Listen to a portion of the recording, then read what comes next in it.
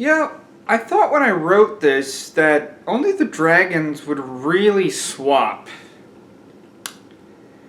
I was dead wrong.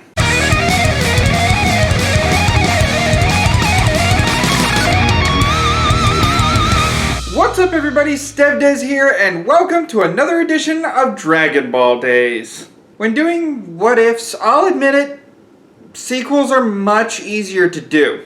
You've already got a timeline in place, characters in place, a setting.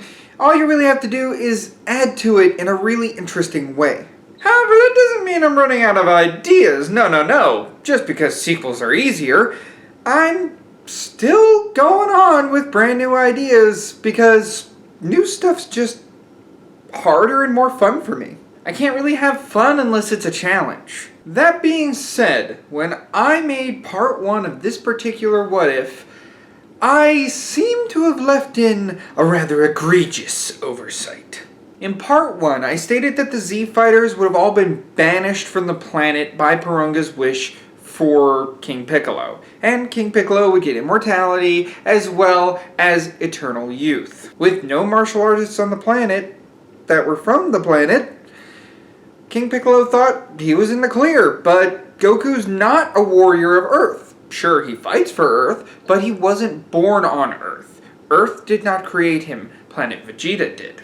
Much in the same way, Kami is a Namekian, therefore not necessarily an Earth warrior. I stated that Porunga couldn't straight up kill anyone, so what could he do? Well, as far as the term banishment, Porunga figured it would be easiest to send the Z Fighters to Otherworld for 2 years.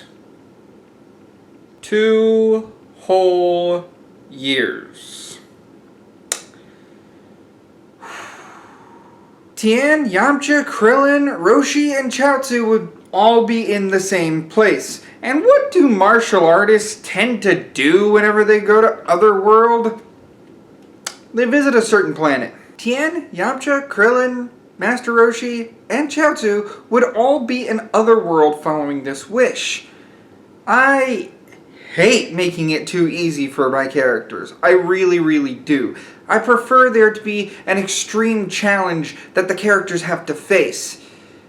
But in this regard, I really considered retconning it. For the sake of originality and to punish myself for this, there will be no retcon. So, let's continue in Otherworld with what if the dragons were swapped? We begin right after the wish was made at the checkout station, where several hundred warriors from Earth were all seemingly just teleported there, the most notable of whom being Tien and Yamcha. King Yama is surprised. He doesn't see halos over these guys, and their power level is technically over 100. Therefore, they would be able to keep their bodies, sure. So, why are these two mortals standing before him? The duo goes up to the desk and requests, where the heck are they and what are they doing here? You're holding up my line, that's what you're doing here. Now, go back to where you came from. I have hundreds of thousands of souls to be judging, and I can't be spending my time dealing with mortals.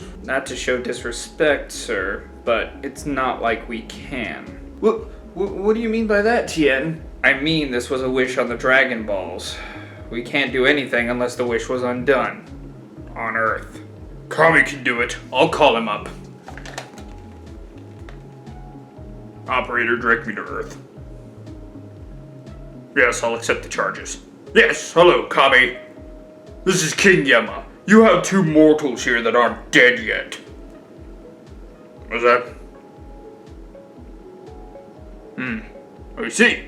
Well, in that case, you better get up here and make sure that these mortals are taken care of. I deal with the dead, not them. Now we wait. Sure enough, Kami as we know him comes up dressed in a gi. Kami has to defuse the situation so that the Z Warriors know what's going on Earth, and he has a backup plan. Just in case King Piccolo's eternal youth and immortality does not work in their favor, Kami has a backup plan to ensure that Earth will thrive once again. He requests to King Yemma that these warriors travel down Snake Way so that they can get the training of King Kai. It takes a little bit of arguing back and forth, but King Yemma does accept this, as long as Kami does all the paperwork. And now it's time for some super complex mathematics with your host, Professor Des.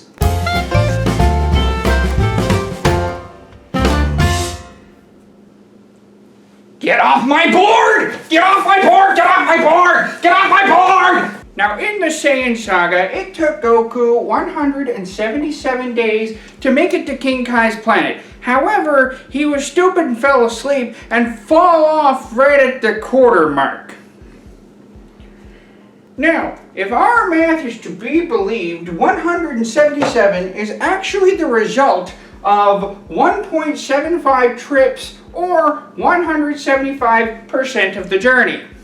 If we take this and we equal it out to x over 100 being 100% of what the journey should be, we can figure out how long it should have took Goku to get from one end to the other of Snake Way. So, we do some cross multiplication here. We do 175x on this side, and we do 177 times 100. Class? Right, I'm alone in this room. We get 17,700. Now, we divide the total by 175 on both sides. And that will leave us with how long it should have taken Goku to, in fact, get to the end of Snake Way should he not have fallen asleep. Which that is a good one to elaborate on. Let me know if you want that in the comments. Which comes out to 101.14 days. So you see, if Goku didn't fall asleep, he would have had another couple of months to perfect maybe Kaioken, maybe go a little bit more, maybe get wished back to Earth a little sooner. Now, given the surviving Z Fighters as of right now, we are looking at Goku's power level when he made this trip to be 460. So now, we can determine that with the other power levels, it might take a little bit longer in order to get from one side of Snake Way to the other. Right now, all I am assuming is the two that are alive. So, we have Yamcha's power level at 140, and we have Tien's power level at 180. Both of them are under twice what Goku is when he made the trip through Snake Way. However, this early in the timeline, I do believe it might take about twice as long in order to make the trip. So, 202.28 days. However, considering the other three Z Fighters that are still there, and Krillin would want to, Chaozu would want to, and Roshi would want to meet another master, I could see another 2 weeks added onto that. When you travel in a group, it takes a little longer because you have to manage where everyone is along the journey. So, with another 2 weeks onto that, it would take the group approximately 216 days. Now, here comes the fun part. 216 would get minused out of 365 plus 365. 5 plus 5 is 0, carry the 1. We got 6 plus 6 is 12, plus 1 is 13, so we got the 3, and to carry the 1. 3 and 3 is 6, plus 1 is 7. 730 days. Now we take that 730, and we take 216 away from it. 30 minus 16 is 14. And, therefore, the 7 minus the 2 is 5. So, factoring out the trip it would take them to get to King Kai's planet, as well as possibly making it onto the planet being a difficulty, we can assume that the Earth crew would in fact have 514 days of training. Now, what about the wishes, Stebdes? Oh, well, I mean, in the actual series, Kami remade the Dragon Balls and allowed them to be used much sooner. So, I'd say maybe about 4 months of a wait. Ah, yes, but if we factor in also everyone needing food after that wish, that doesn't matter. It would still be 514 days total that the Earth crew would be traveling to King Kai's and getting training. This was super complex mathematics. I hope to see you again sometime soon. Along the way, Chaozu's telekinetic powers is extremely useful for getting the delicious clouds up onto Snake Way so that the livers can actually eat. And when Chaozu, Roshi, and Krillin are brought back to life, they do have a method to eat themselves. After they get to King Kai's at the end of Snake Way, it does take them a little while to get to the planet because, you know, making that jump, it's gonna take a little while. But when they do, oh boy, they were not ready for that 10 times Earth normal gravity.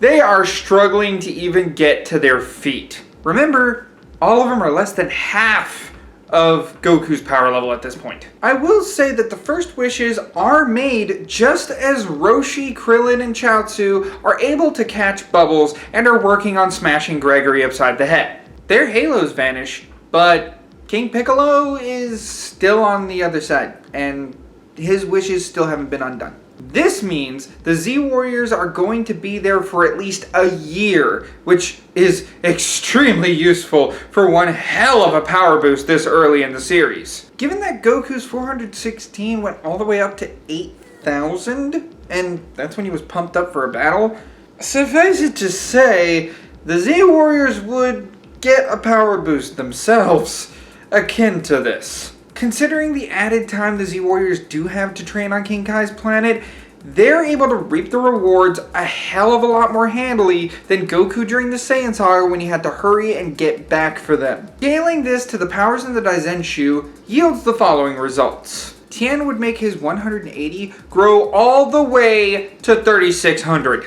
Jeez, that's a lot of power you're throwing around there. Well, consider this.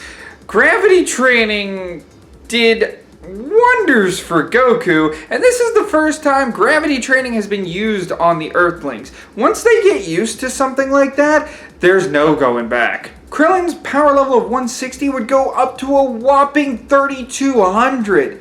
This is a full year of training at 10 times Earth's normal gravity. They have to eat, they have to sleep, and they have to work on this gravity level.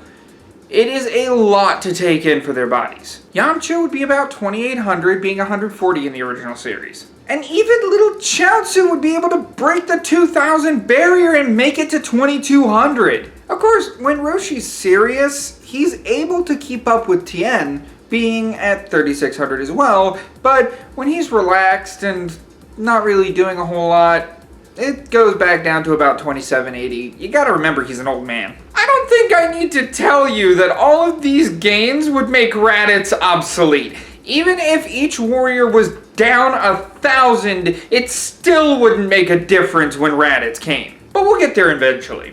After everything's said and done, we reconvene at the 23rd World Martial Arts Tournament, where the preliminaries go very, very well. As a matter of fact, Chaozu isn't knocked out by Tao.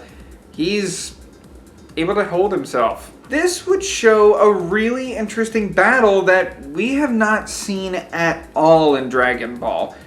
Tien versus Chaozu. Tien wouldn't be going up against Mercenary Tao, he would be going up against his friend, and their match would be explosive. They'd be all over the ring. They have this new power and they're ready to use it to put on a really good show for everyone. But Goku and Piccolo Jr. as well are just shocked at how quick they're moving. They're barely able to keep up with the Earthlings. The two have an extremely good match, and naturally, Tien does come out on top. The next battle we get is Anonymous and Goku, aka Chi-Chi and Goku, where the same thing happens. Goku tells her, yeah, you know, you're a really cool woman and I wouldn't mind marrying you.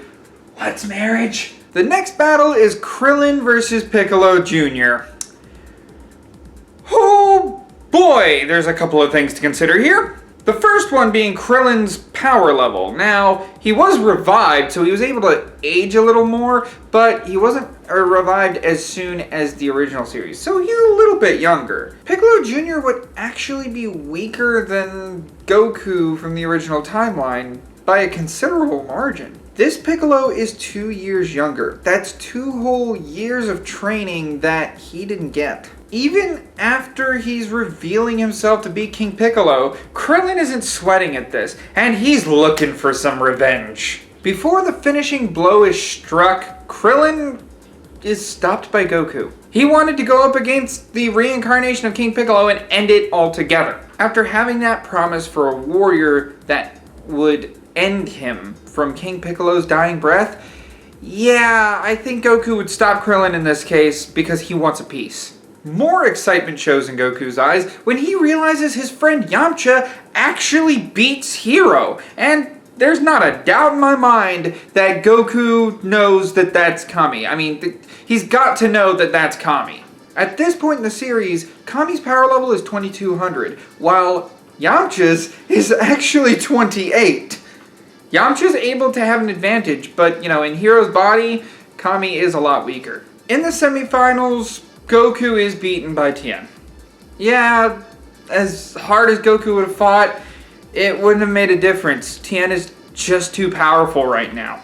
But he may be down, but he's not out. He is looking forward to training more with his friends at this point because he sees how much more powerful his friends got seemingly out of nowhere. He's not going to give up until he closes the gap, and then they can really have some even sparring. Krillin and Yamcha go at it, but considering Yamcha is more tricky than Krillin is, he's able to secure the win. The final match starts with everyone's Dragon Ball buddy act, Tien and Yamcha. They're going at it one-on-one, putting everything out that they can get.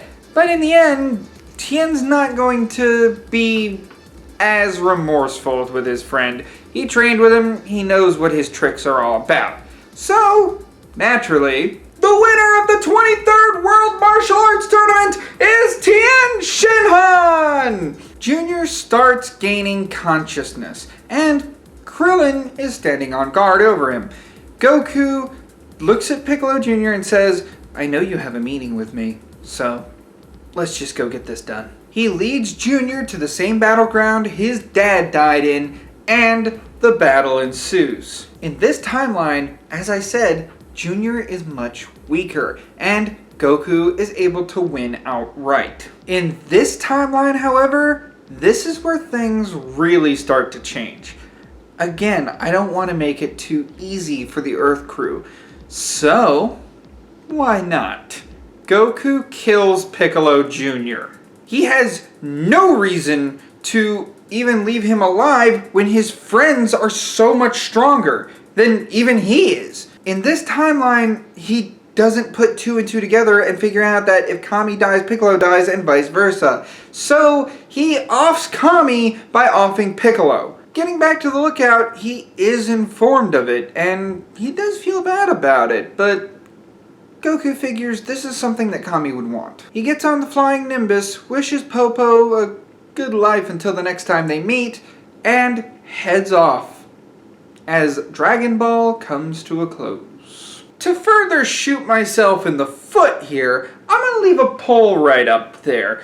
Do you think the Earthlings know Kaioken by this point? I don't think King Kai would have taught them the Spirit Bomb. It kind of didn't seem very important, but do you think Kaioken would have been something the old Kai would have probably done? And really think about what this means for Z before you vote. For more what-ifs in the realm of video gaming and Dragon Ball alike, such as if Bardock went to retrieve his son from the clutches of Eoth, go ahead and hit that subscribe button. Like the video if you enjoyed it, and as always, I'll see you in the next one. Ciao! My board! Get off my board! Get off my board!